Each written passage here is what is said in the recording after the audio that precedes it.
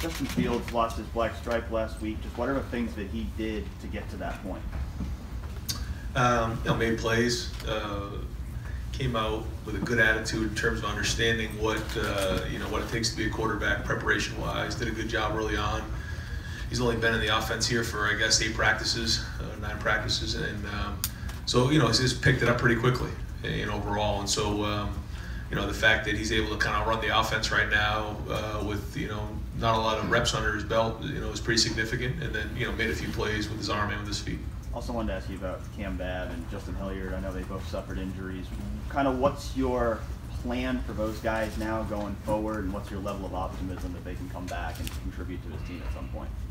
Yeah, I think anytime you deal with these injuries, you never want them to happen. If they do happen early on in the spring, it gives you the best chance to get back and rehab. We get the best people in the business, and Stu and our guys will do everything they can to get them back and ready to roll. So I never want to take and put limitations on when guys can come back, because everybody's bodies are different. And so we're going to be pulling for these guys and give them a plan, give them all the resources they need to get themselves ready for preseason. And there's time to get those guys ready. So we'll kind of see as the months go on. Right next door, Colin. Ryan, I know that Jonah Jackson isn't here right now, but why is he someone who you guys targeted, and do you envision him as more of a guard or a center? Yeah, we always want to be at 16, and we were down a little bit going into the January there. So we added Enoch and Dewan, and then having Jonah as an older guy to kind of fit right there. When we lost Mike Jordan to the draft, that kind of was a hole inside.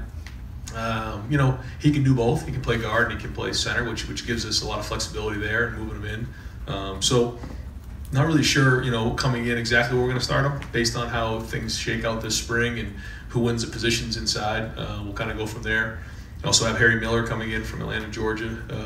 And so all those guys are going to be thrown into the mix in preseason. So you have that, and those guys all mixed in with Thayer. That's a whole nother line. That's 5 guys. And so this spring, we've really been working with 2 lines because we don't have those 5 guys here practicing in the spring. And it's worn down a little bit on the O-line, and so we've got to get those guys here in this preseason so they can inject those bodies and then they can compete for some spots. Is it tough at all to have sort of a competition when a lot of those guys aren't there yet? No, I mean, obviously if you're not here you can't compete, but the guys who are here are competing and they're putting snaps on film, and so in the end we'll put it all together and figure it out. Front row, middle. Dave? Ryan, is there any separation between Justin Fields and Matthew Baldwin at this point? Like, how close is it? Is there any separation between those two? Yeah, we're going to start looking at the completion percentage and who's moving the ball a little bit here as we get towards the end of the spring.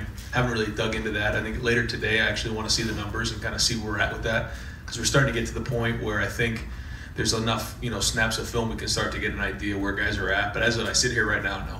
I'm not going to ask if you're going to name a starter by the end of spring, but do you want to at least name a leader at the quarterback position? Like, this guy's a little bit in front at the end of spring ball, or hopefully they're all leaders. They all need to be leaders. But in terms of who's ahead of who, I don't know. We'll see. We'll see how it shakes out. Front row left, Bill. Ryan, you guys seemed like you were pretty high on Josh Myers coming sort of toward the end of last season. Now that you've seen him through 9 practices, just where's he at, and how solid is that center spot right now? Is that a job that he's won, or? I think that he came in kind of picking up from where he left off in the Rose Bowl practices. Bowl practice was a big deal for him. So a lot of for the guys who haven't played, the bowl practice is like another spring practice, and I thought he came along in that period of time. I think he picked up from where he left off. Really want to see how he did today. He played okay on Saturday, and as we're starting to get to the meat of this thing, kind of where he's at, because this is where guys really make moves. Middle of spring, we've seen the same plays, seen the same defense, and now guys really get an edge on each other. So interested to see how this week goes for him. But he's done a good job as he's been in there so far. And I think as we evaluate it through the end of spring, we'll have a better idea where he stands. And then when you got this job and you were making your staff decisions, what from a player development standpoint and recruiting standpoint made you want to keep Greg Studrawa on staff? Well, I think when you look at not only as an Ohio guy, but what he's done with the linemen, not only here but where he's been before, I don't think if there has, I'd like to know who it is. Back-to-back Remington Award winners. What he's done speaks for itself. Not only here, but where he was at LSU and some of the other places. And so his background was excellent. What I've seen him do in terms of development with our offensive line is why. How about the recruiting aspect his performance? Yeah, I think last year, getting Harry Miller was one of the top guys we had in a long, long time. He's also recruited Nick Petit-Ferrer, who's one of the top tackles we've ever had here. So I think when you look at that, obviously as a group we wanted to make sure we put an emphasis back into Ohio, but recruiting nationally, it's been really good. Front row right, Bill. You're more than halfway through practice now, spring practice. Just generally, where would you say, has the team made as much progress as you would have hoped, and in what areas are you really happy, and what areas are you still concerned? Yeah, I think that the installation of the defense has been solid. I think that we're about where we thought we'd be there. Still working on fundamentals, still working on the calls and communicating on defense. I think that's one of the things that just being out there on the field, we got to do a better job of just communicating, talking to each other, and having confidence. But they've been putting on the field. They've been working hard in the classroom on defense, and they've been making a lot of plays, creating turnovers, which is good. On offense, we've been explosive. More consistent though overall. I think that anytime you're replacing 3 really good wide receivers, 4 guys in the O-line, and a Heisman Trophy caliber quarterback, it's going to take a little time. And so overall, it's been good, but we're still looking for who the leaders are and who. One of the things when you have veterans have to play veteran. Now these guys weren't starters, but a lot of those guys have played. KJ Hill, our tight ends. We don't have Thayer in there, but we're looking to get Thayer back. Brandon Bowen's played for us before. Austin Max played for us. So these, J.K. Dobbins, they have to play veteran for us if we're going to be really good. I think that's one of the things about when you go to, put an offense or a defense together. How good are your good players? And it's in any sport. Just watching the NCAA basketball. If your great players play great, you're probably going to win. And so that's the same thing in football. And so I thought at times last year our great players were great. I mean, Dwayne was great. Paris Campbell was great. We had some of that going on. And so now it's okay, who's going to take that next step as we go through the spring into the preseason?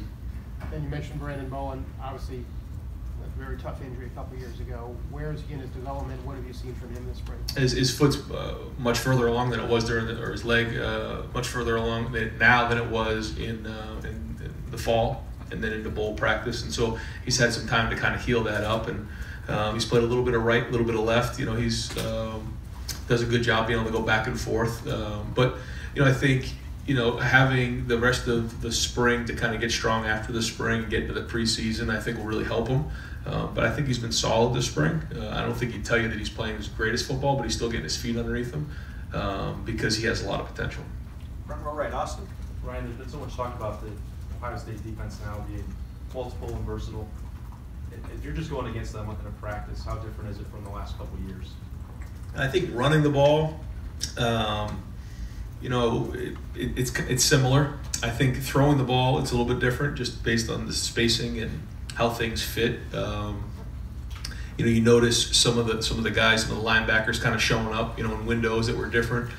And one of the things that happens in college football is because you practiced against your defense so much, all of bowl practice, all of spring practice, all of preseason, and every day, you end up, getting good at the plays that work against your defense. And so we have to make sure we don't do that, is that we continue to make sure that we're covering all the different teams we're going to play, if it's a 4-down team, a 3-down team, a quarters team, a 1-high team, and so that we're diverse in that way and not get too caught up in trying to attack our defense and just making sure, especially in the spring, we're getting better at fundamentals and we're installing the offense. How are you seeing that fit or chemistry, whatever you wanted to build there on the defensive staff? New guys, it's now almost through with spring almost. Yeah, I think it's been good. I think they're finding their rhythm. I think that when you look at just kind of how it looks on the field in terms of how they're coaching it, how they're calling it, we have been doing some play it stuff so that they have to feel what it's like to call and who's calling it, and if it's a tempo and 3rd down and getting the personnel right. So seem to be getting into the rhythm. How they're working with their meetings as well. That all that stuff matters. And I think the players will tell you there's a good rhythm going there right now, and I think they feel confident. They feel like they're getting better. Over to the right, Clay. You got 3 or 4 options at tight end. Do you see them playing more?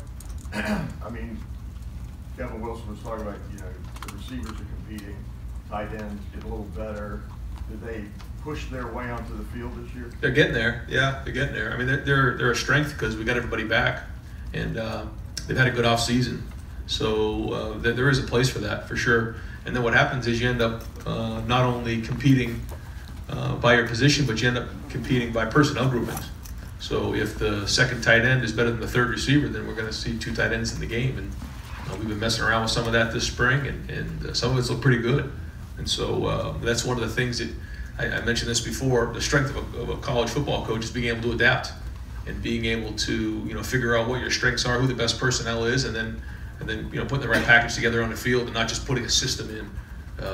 Because although you're recruiting those kind of guys, you're not drafting, and you don't know exactly sometimes what you got.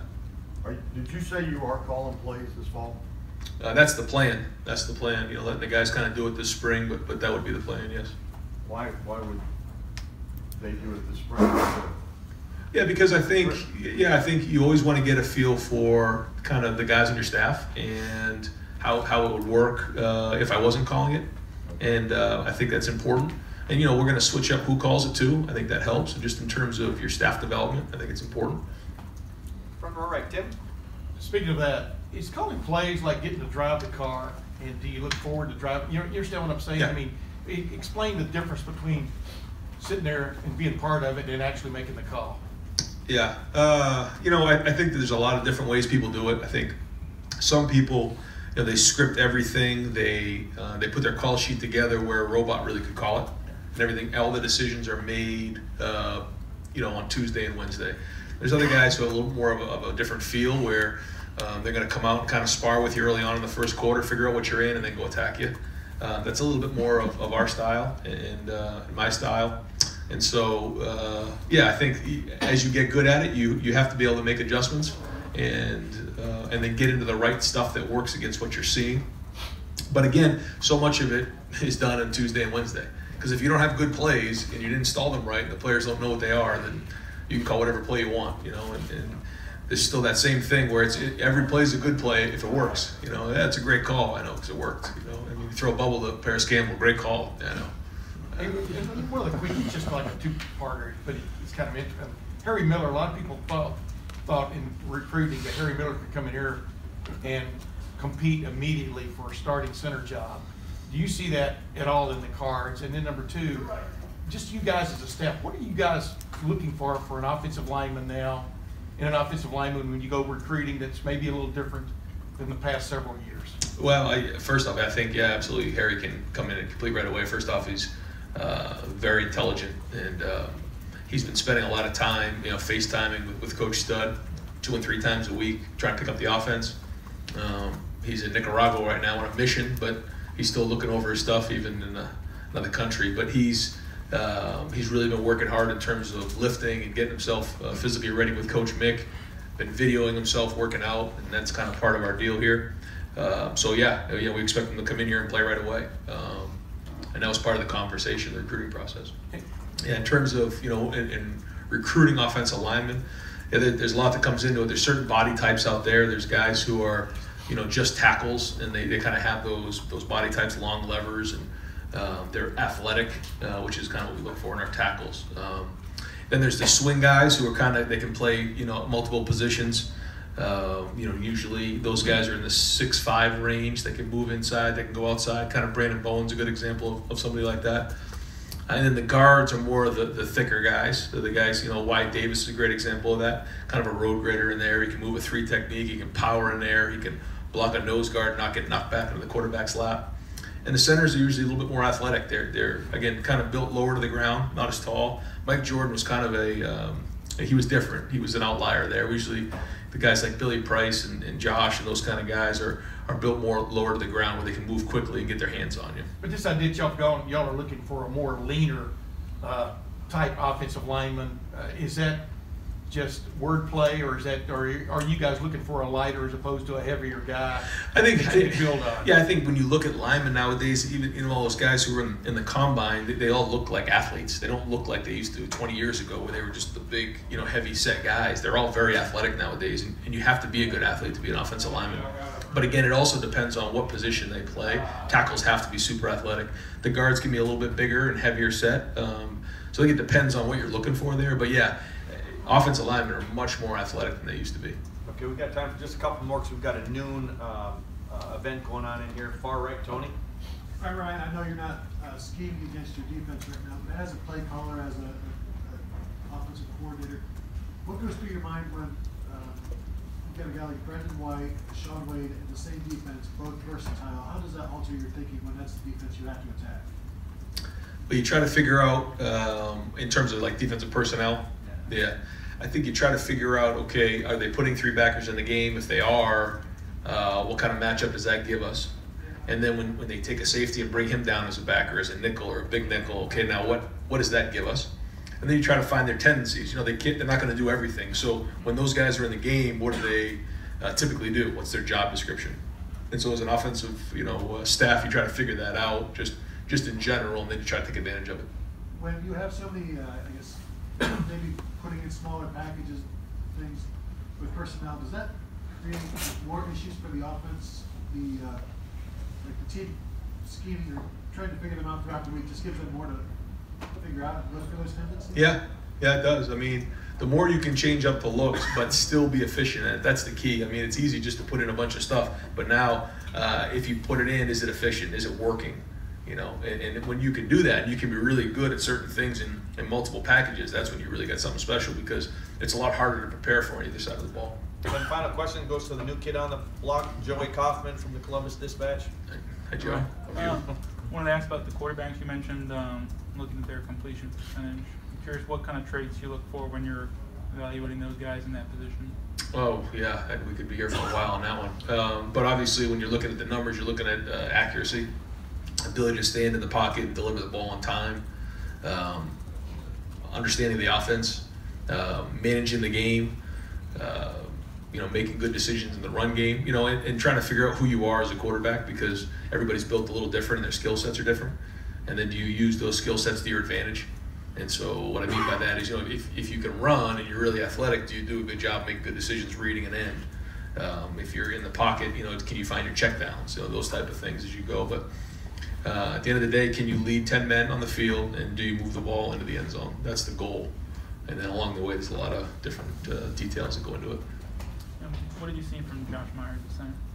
Yeah, I mean, again, the guy who's coming to work every day, he understands what's going on, he makes the calls, he's been in the system now for a couple of years, so I think he feels comfortable there. He's tough, he's shown toughness, he's got to bring it every day now, and he's got to be a veteran. Great. Coach, thank you very much. Excellent.